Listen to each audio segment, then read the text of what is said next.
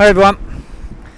I'm down at the beautiful little port of Scala Sycamenius to do my yearly the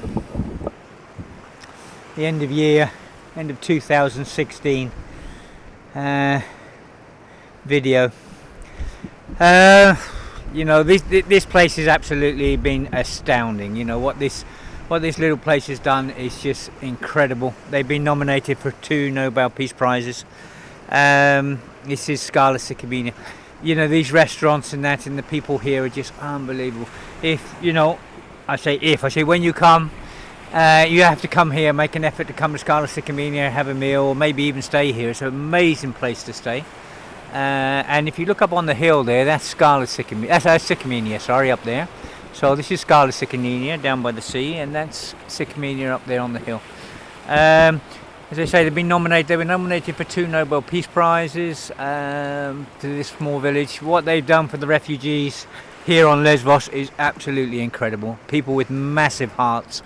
The majority of Greece, 99% of Greece had this massive Greek heart, and they've done so much for the refugees in this major crisis.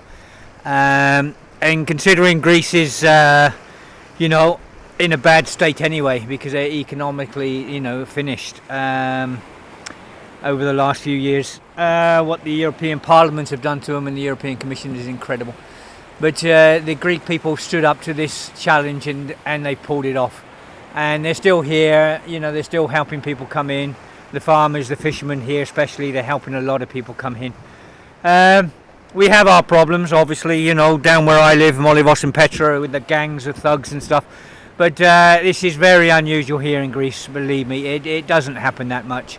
The hatred down the other end, and they're pushing all the refugees into this little port here now because they don't want refugees down there, and they have 2 perfectly good ports down there. But at the end of the day, the president of the town of Molivos now, he's gone out on American TV, and he's actually said, they're not having refugees there because refugees has destroyed the tourism. It's not the people in the town that have gone up to tourists and told them to get out because they're trying to help refugees. It's not the people threatening tourists in the town and on Facebook saying they don't want tourism.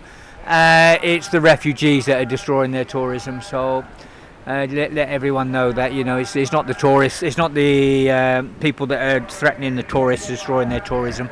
It's the refugees doing it. Petra's the same. I mean, the gangs of thugs in Petra are the same. But this little place has been unbelievable. They should have got the Nobel Peace Prize personally. There's a lot of places in Greece that are helping the refugees big time. Mytilene's been fantastic. The mayor of Mytilene, the mayor of this island, has been incredible, and his team, what they've done. It's been a worldwide problem, and Greece basically have had to handle it themselves. The aid agencies haven't stepped up. We're into another winter, and I had a message yesterday morning and some photographs from Moria, and they're living in tents. I've been down there quite regularly, giving out sleeping bags and clothes and stuff, thick clothes and that. And the large aid agencies, their propaganda machines are doing a fantastic job, but they haven't stepped up at all. Most of the problems have been sorted out by small NGOs and local people and Greek people. The clothing, the feeding, the medicals, all done by small NGOs and stuff like that. These big aid agencies that come in here and spout their shit and everything else, what a great job they're doing. I was actually told the other day by one of the UNHCR members that I'm spreading disinformation about the state of Moria and people living in tents and that down there. She said that everyone has clothes and the food's good, and I said to her, "Will you eat the food?" And it went quiet. I don't know. There's some fantastic people out here. There's been some fantastic small NGOs. There's some fantastic people on the ground out here. But these massive aid agencies, they're too big for themselves.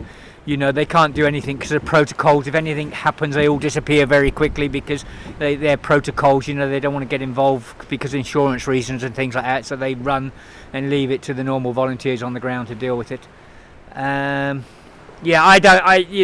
What I've seen over the last 2 years is incredible, and this is the second winter we're going into, and you have all these massive agencies out here, and people are still living in summer tents. We're still trying to give people proper accommodation, and it's a lot of the squats and that are down to volunteers and stuff. When you have camps, still people living in tents, it's absolutely fucking disgusting. And these temperatures, we have snow on the mountains up behind me. They have snow over on the mountains in Turkey. I don't know if you can see it in the distance there. Here actually on Lesbos, we still have teams on the ground on the north. If you go start down the far end, we have there's Denise and Torben doing the early morning watch down there. But as you come along the cliffs here and that, we have Hellas lifeguards. They're out doing a watch out there. Then you come further this way, we have Proactive, the fantastic Spanish lifeguards. I mean, Hellas lifeguards are fantastic also. All the lifeguards out here are doing an absolutely amazing job. But Proactive have a rib and they're out on the boats if the boat's coming in and any problems out there, they're out with rescue refugee rescue. They have a boat here also. They're out on all the problems we have and helping people come in and get safe. We have there's refugee. How you doing? All right. So we have Lighthouse Relief here. They have a watch over at Caracas as well. They help. We have Borderline Europe over at the cheese factory. They do a job when people come in. They help people there. The MSF camp in Madimados is closed at the moment. The IRC camp out here is closed. They hadn't had people, I think, from April on the north. These two agencies are down in the south. There's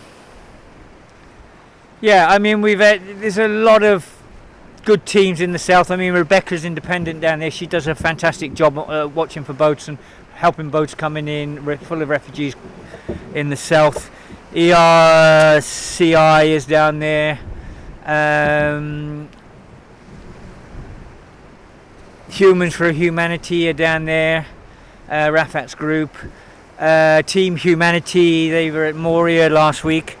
Helping the food bus. The food bus is, if I can remember the name, Kariati Foundation. Sorry if I pronounced the name wrong, but they have been feeding people from Moria because a lot of people in the Moria can't eat the food. They're getting sick. So we have this bus down there. There's a major team down there doing a fantastic job. There's a lot of NGOs all around doing good jobs. I think both foundations still here. I think they're in the south. The Bow Foundation has a ship off of Libya now. Proactive have a ship off of Libya now. Sea Watch is off of Libya. A lot of the teams that were here earlier on and this year and last year, Northern Lights, they're up in northern Greece. A lot of the NGOs that were here originally, they're all in different camps and stuff throughout Greece. Some are over in Turkey, some are in Lebanon. And I know they've all promised me if it kicks off again, they'll be back here. So, yeah. Okay. So, as for 2016 and the government, disgusting. Absolutely disgusting. The European Commission, absolutely fucking disgusting. The European Parliament, absolutely fucking disgusting. How they've changed the world so much in the last 18 months, these organisations, these governments, is incredible. Absolutely incredible. The whole world, the whole of Europe's upside down. Europe is not a safe place anymore for refugees. I don't know, 20,000 children have gone missing within Europe in the last 18 months. The abuse is coming out of the European Parliament and the European Commission towards refugees. I mean, this is racism. There's no two ways about it. What's coming out of the governments is racism. They're making the refugees suffer as much as they can. And it's hard work for the volunteers and that, because we're trying our best, and you have this hatred from parliaments and governments and people running this place. It's so bad, it's unbelievable. And in Europe at the moment, there's no democracy left, because the European Commission's running Europe at the moment. And the European parliaments are like puppets. We're agreeing to them, everything the European Commission brings out. It's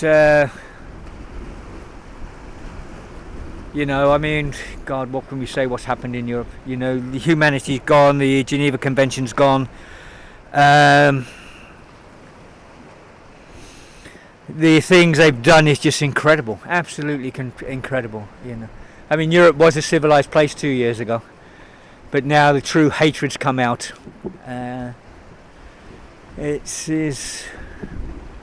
I don't know where we go from here, or how far we're going to go with this, how far these people are going to bring their hatred out. I really don't know. But I know the good people of Europe have to stand up.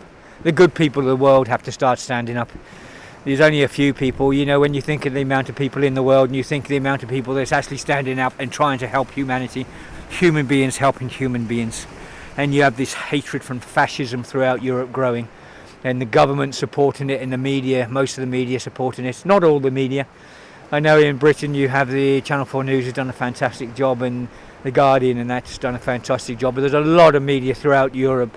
The fascists are rising, and the lies and the disinformation they're putting out is incredible. I really don't know what's going to happen. If it doesn't stop, I know we're going to go into a third world war. It's down to the people to stop it. It's down to the good people of Europe and the good people of the world to stop what's going on. Okay, I think that's me. That's my speech for 2016 anyway. I really hope 2017 is going to be better. I very much doubt it. It's, 2015 wasn't good. 2016's been absolutely terrible. And to watch human beings suffering on the streets, and watch the racism and the abuses towards, people in different countries. It's just unbelievable. It's just what happened in 18 months. It's incredible. And a lot of it's down to the governments and in the media. This disgusting hate and this disgusting fascism and racism going on. It should never be. We all human beings, even the fascists have a mother and father. And I guaranteed if the fascist children come across on these boats, they'd want me to look after them. They wouldn't say let them drown.